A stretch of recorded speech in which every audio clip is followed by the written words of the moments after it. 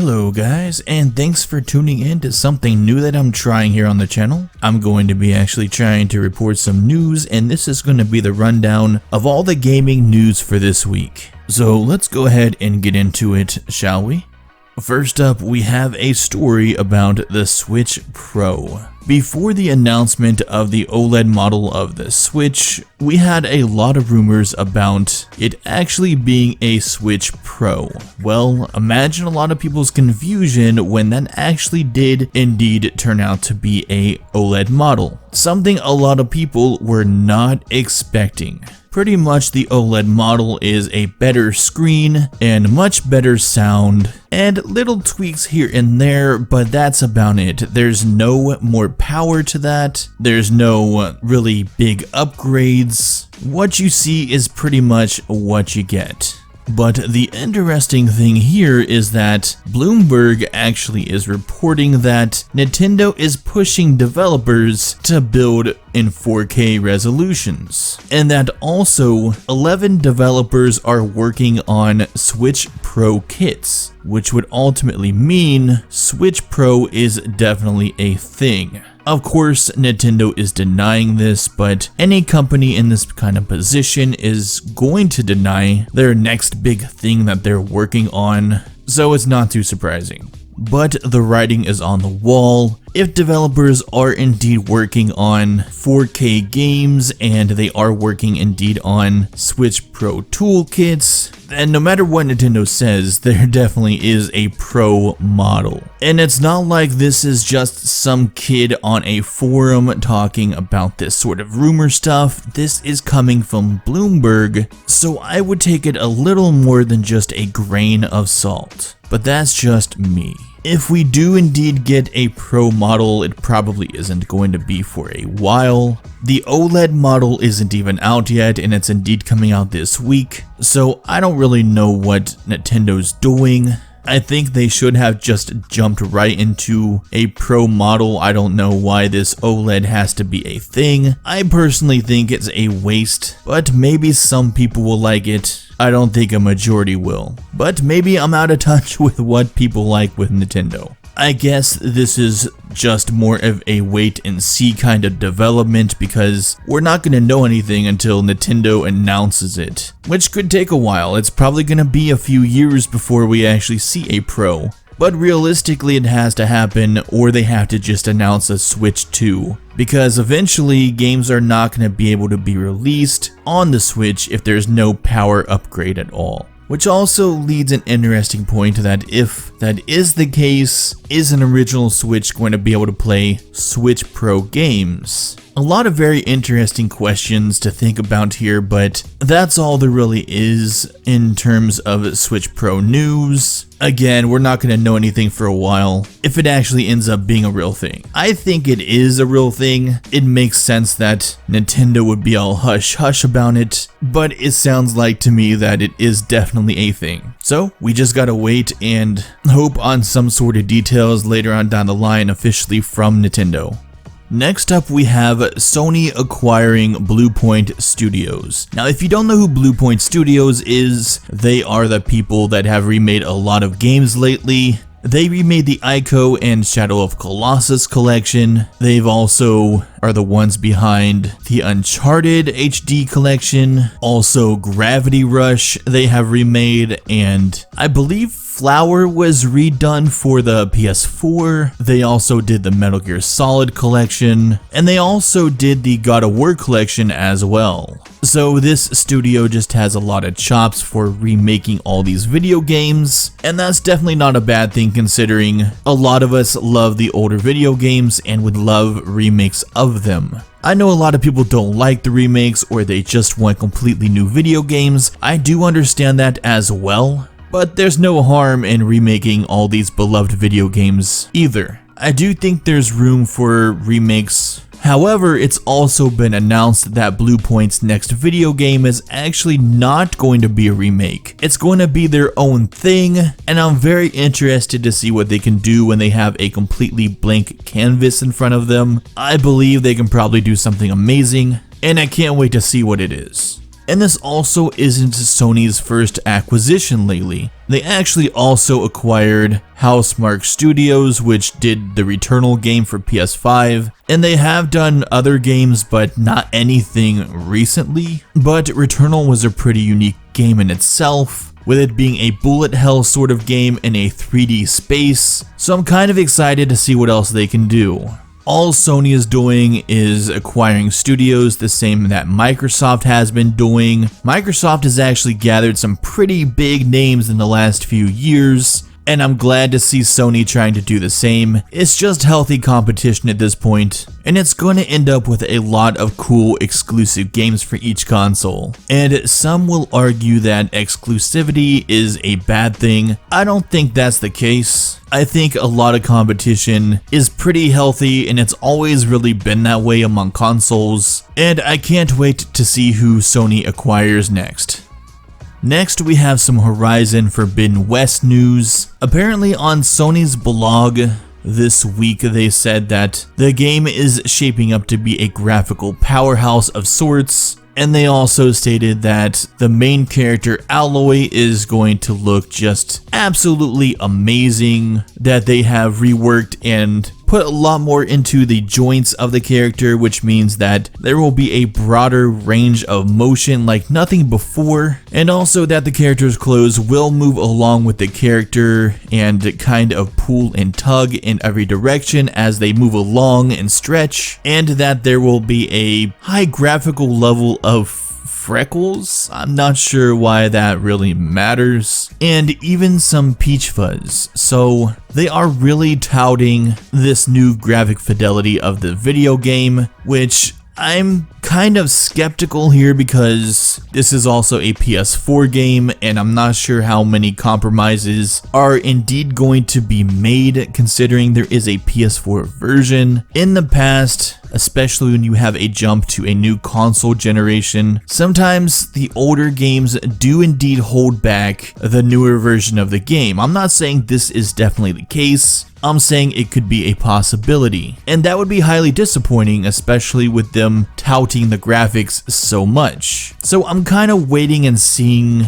exactly how high the fidelity of graphics are gonna be, considering there's a PS4 version. Now, I'm not saying there's anything wrong with the PS4 version, especially with the climate of video games right now and not being able to get a hold of the newest consoles. It just makes sense to have older versions of video games right now because not a lot of people have the newer consoles. So I do understand, and it does make sense, but at the same time, I'm also not sure you should be saying that it's the best graphics ever when I'm not so sure that the older version is going to compromise the newer version in any sort of way. Maybe I'm just worried and I don't really know what I'm talking about. That could very well be the case in this instance. I do know exclusive PS5 games have really looked gorgeous. Returnal looked really gorgeous, and Ratchet & Clank absolutely knocked it out of the park when it came to graphics for PS5. So I'm just very interested to see how a PS4 and PS5 developed game is going to look on the PS5. And I mean, God of War is also doing the same thing with Ragnarok, so this kind of thing's going to be happening for a while. We are going to see some PS4 versions among PS5 version of games, at least probably until more people have the newer consoles in their hands. It just makes sense. But I'm really hoping that Sony is telling the truth here in that the game is going to be the next best looking thing. And I will say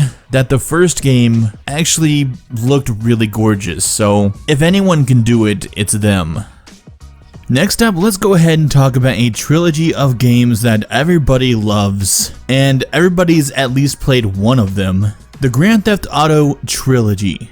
That being Grand Theft Auto 3, Grand Theft Auto Vice City, and Grand Theft Auto San Andreas. And what I want to talk about is the new rating for the trilogy that appears to be a definitive edition, which appears to verify reports of all three of these games getting remastered, which means they're all going to get some sort of remaster for the current gen hardware. Now, officially, it has not been announced But the publisher said in August that they do have 3 new iterations of previously released titles. Now, this could just be ports of some sort, or it could be completely remastered from top to bottom kind of things here. We're not really sure, it's only been rumored, but there is a new rating for them, and everybody now is just assuming they're going to be remastered. There was also another really long time rumor that was reported by Kotaku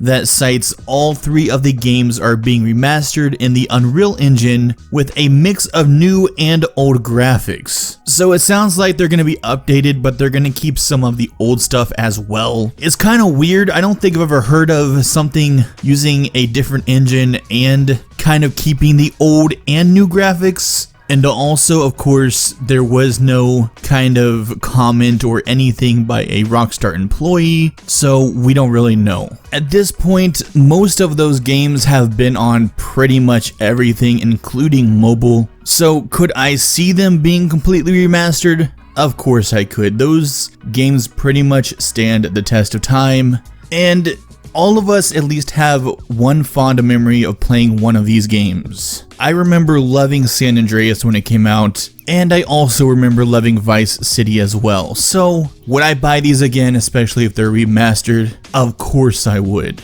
So I say bring on the remastered trilogy. This next little bit of gaming news actually kind of really irritates me. We all know that the PS5 and Xbox Series X are already really hard to find, and they're always really expensive. Hell, even at their normal price point, I think they're expensive. And we all hate the scalpers. I can't stand them. And really, they're the only ones benefiting off this kind of stuff, and it's just trashy all around. But now, Amazon appears to be selling the Xbox Series X at a scalper price tag, which is just beyond ridiculous. The retailer appears to be selling the Microsoft Xbox Series X for about $1,000, which is twice what they're supposed to be actually selling for. What the hell is Amazon thinking? Why would a company, especially as big as Amazon, would need to price gouge customers? I don't understand it. It makes no sense to me. I understand supply and demand, but this is just sleazeball tactics. It should have no place in an actual retail world. Could it be some kind of error or something like that? It's possible. Or it could also have to do with a lot of the listings being made by scalpers and Amazon's just trying to keep up with that. Or it could just be Amazon being really unfair and just really acting trashy, right alongside the scalpers. And of course, Amazon had nothing to say. They had no response or request for comment. It's just, it's sad to see now even retailers are beginning to follow the way of the scalpers. And yes, it could be an error, but something tells me it is not. Something tells me it's a big company trying to make even more money off the consumers who can't even hardly find the consoles to begin with. It's sickening. I don't know why we let people get away with this. It's just wrong. Any way you look at it, it's wrong. I was lucky enough to find a PS5 and order one off of Walmart, and it was stressful just trying to do that, and I got it at retail price, but now it just feels like there is a wall building against anyone who wants a new console right now, and it just sucks. It really does. If I can do anything to help someone get one, I will do so. It's so wrong. It's just, I don't know. It's a sickening story. Next up, we have a little bit of actually heartwarming news. Usually we're seeing a lot of developers in a hot mess due to things they have done. Right now I'm looking at you, Blizzard, but not all devs are like that. Christopher Judge, the voice behind Kratos in the God of War series, posted on Twitter Thursday to blame the delay of God of War Ragnarok to 2022 on himself. According to the tweets, the actor goes on to say that he couldn't walk in 2019. He said he had to get both of his hips replaced, and not only that, he had to have back and knee surgery. All of that easily can take someone out of commission for a while. But the dude has nothing for gratitude for the God of War community, because not only did they deem God of War to be the greatest game of all time, but also they seem to be the most understanding. Along with also the developers. The developers handled this pretty damn well. They went ahead and they delayed the game so that he could get his rest and have all the R&R that he possibly could need. They didn't threaten him or pester him or anything. They just let him recover. I mean, he had several major surgeries. He's going to need physical therapy and everything else. So all Santa Monica did was say, take the time you need.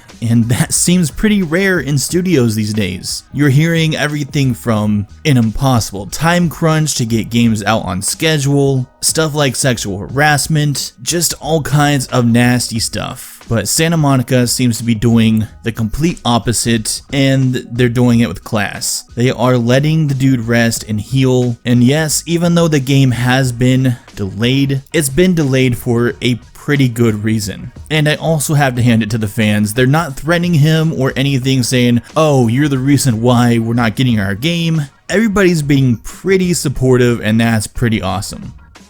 Here is another really good bit of news, and I kind of want to say I'll believe it when I see it, but Konami is reviving a lot of their major games. Konami is set to ramp up its premium game development with new installments and remakes of its big franchises. This is including Metal Gear and Castlevania. Now, this is big considering all they've really been doing to revive their games lately is putting their big time games in pachinko machines, which is just laughable, honestly. It does mean that there is a big time restructure to the company's game development division, and it's been taking place since earlier this year, and now Konami is supposedly back on track to bring us the big games.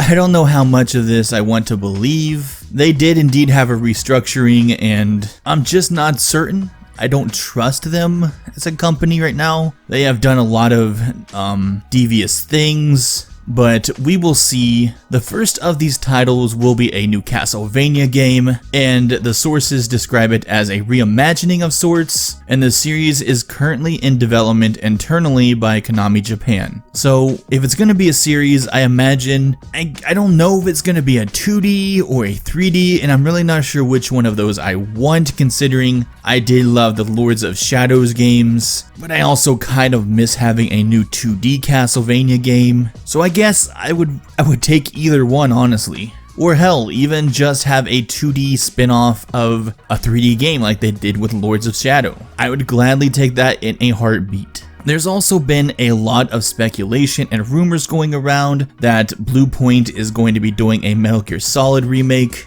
However, VGC was told that the series is actually being worked on by an external studio called Virtuos. Virtuos is one of the largest game developers in the world, and they focus on developing AAA games and bringing those existing games to new platforms. I think just recently they did the Switch version of Dark Souls Remastered, and I believe I want to say they did Outer Worlds and the BioShock collection as well. So they do a lot of cool stuff, and if I could trust anyone doing that, I believe that they could do it. Currently, the project they seem to be working on now that's in early development from multiple sources suggest that it could center around Metal Gear Solid 3 Snake Eater rather than the original, and really I'm okay with that. I love the original, but Snake Eater has a special place in my heart as well, so I would be absolutely fine with that. Finally, multiple Silent Hill games are currently in development.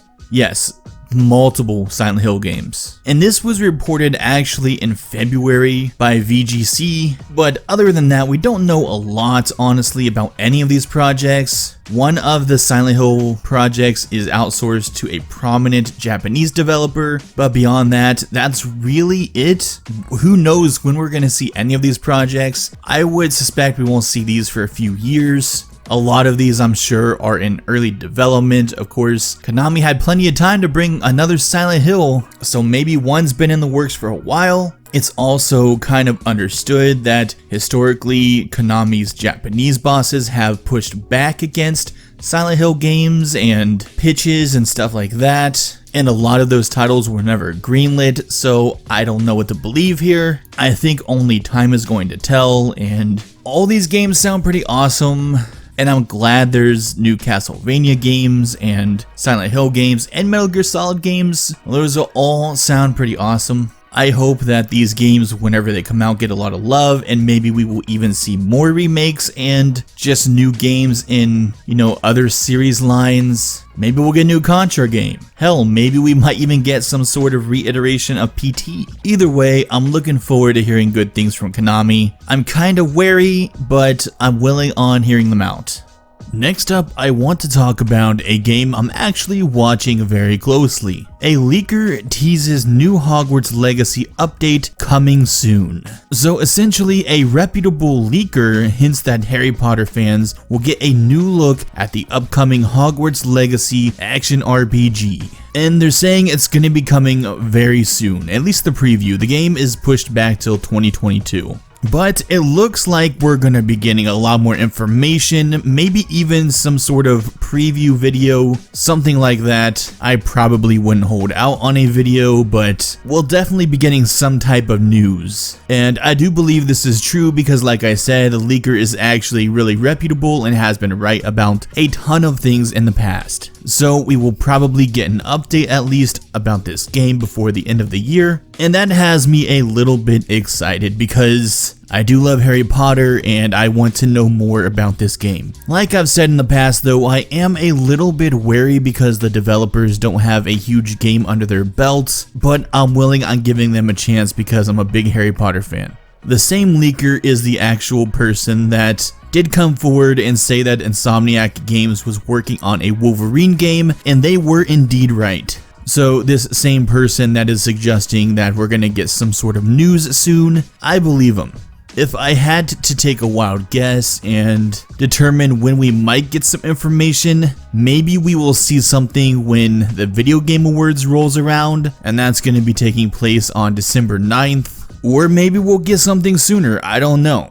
We don't really know much about the game so far, and that's a shame because I just want to know more information. But we will see. I'm hoping everything is positive.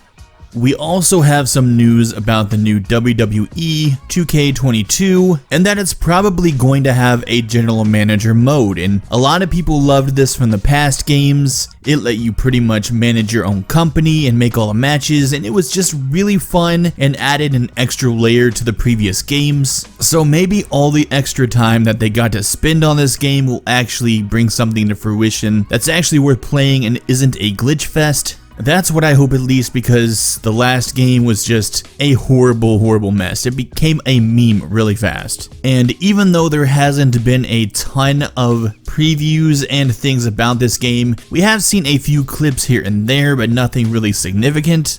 I still want to have a good feeling about this, but I also haven't played a wrestling game in a very long time. And really, there isn't anything confirmed about a GM mode, but someone on Twitter tweeted the developers and they said it would be fun if they were able to draft their own roster. To which the official Twitter account replied with a thinking emoji. So they very well are hinting at a general manager mode.